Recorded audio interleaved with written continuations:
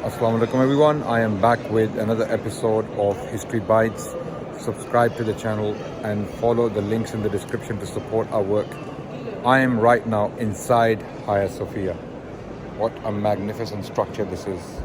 This is Hagia Sophia. Once upon a time the largest church in the world, now one of the largest mosques in the world.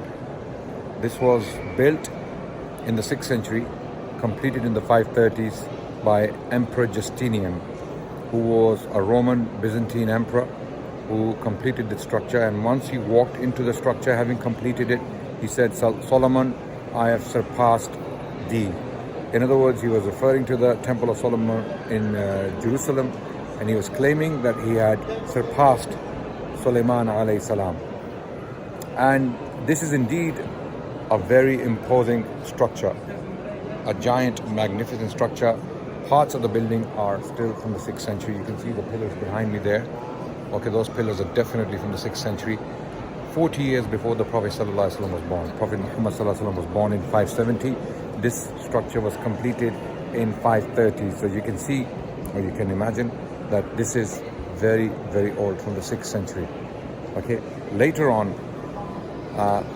in 1453, Sultan Muhammad al-Fatih conquered the city of Constantinople, and he took the city by force, and everything within the city became his property, and he decided to turn this structure, this church, into a masjid, a mosque. Right, since then it had remained as a masjid, and then in the early 20th century, in the 1920s, Mustafa Kemal Atatürk, the then ruler of Turkey, converted this structure into a museum.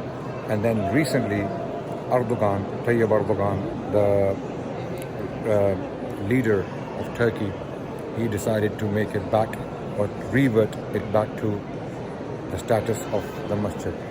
This is the Ottoman member behind me. You can see this member was put by the Ottomans. This is where the Imam climbs. He goes up and he does the khutbah.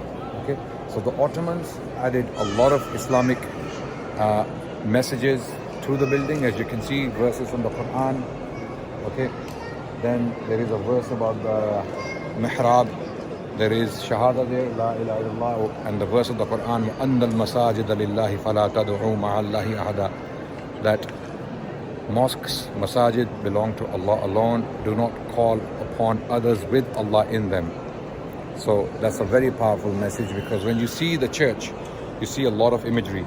There's something on the top there, behind those two curtains. You see these two curtains? There is an image of Mary. If I'm not mistaken, it looks like Mary. Okay, so the Christians had a lot of imagery in this place. You can see on the top there, there is something like an angel depicted, right? So in a church, basically like this, they had many images of angels and characters of importance, like Jesus, Mary, and other saints. And if you go on top, you see some of the emperors depicted as well. And outside, you see some other pictures of Jesus.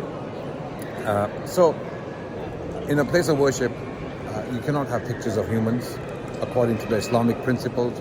That's why some of these pictures were hidden temporarily. They were plastered over by the Ottomans in the 15th century. And then later on, when it was made into a museum, these pictures were uncovered. And then now they have put some temporary covering on top. You can see the curtains, the cloth covering those pictures, so that people, when they are praying, they're not bowing to these pictures. Okay, so in Islam, it is not allowed to bow to a picture or have pictures in a masjid, in a mosque. So I'll give you a very quick tour of this magnificent structure. It is basically a huge sign of the victory of Islam over the Byzantines, the Romans, albeit in the 15th century. So I just want to take you around very quickly. Right. It's a magnificent structure, very, very powerful, imposing structure. You can see there these pillars. These pillars are from the 6th century. These pillars were made actually before the Prophet ﷺ, Prophet Muhammad, was born. So this is the Byzantine architecture from the 6th century, the Roman Byzantine architecture from the 6th century.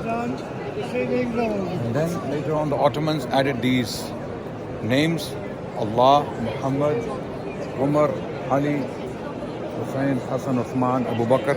So then they added the names of the Sahaba to the structure to denote their belief that they are Sunni Muslims. They believe in the four caliphs. They also believe in Ali, Hassan, Hussein, in the Ahlul Bayt. So they were actually declaring their aqidah for anyone who walks into the structure, the Ottomans, right? So it's a huge, giant structure, very important building. I want every single one of you to go online and study the history of Hagia Sophia in particular. You need to know your history. Your history is absolutely dynamic. You have to be proud of it. You have to be proud of the achievements of your predecessors. They went through a lot of difficulties and they gave many sacrifices for them to achieve this. So look at these pillars. These pillars are made in the 6th century. It's a very giant, imposing structure. You can see the dome on top of me. This was the largest indoor standing structure in the world for nearly 1,000 years, until the Blue Mosque was made opposite it by Sultan Ahmed. And that masjid was made in the 16th century, and it's also a very, very imposing, powerful structure. May Allah reward everyone who has been involved in this work, preserving the heritage for the Christians and the Muslims, because this heritage belongs to both communities. This was a church once upon a time, then it became a masjid, right? So may Allah preserve everyone who has been involved in preserving this heritage, this history for posterity, for them to come and see that once upon a time Jesus was being worshipped here, Mary was being worshipped here, and then once Muslims took over, one God alone, Allah, was worshipped here, and since then Allah is being worshipped here alone. On that note, I'll stop the vlog. I hope you enjoyed it. More will be coming from History Bites. Don't forget to subscribe and follow the links to support our work, inshallah. Assalamu alaikum wa rahmatullah. Thank you for watching.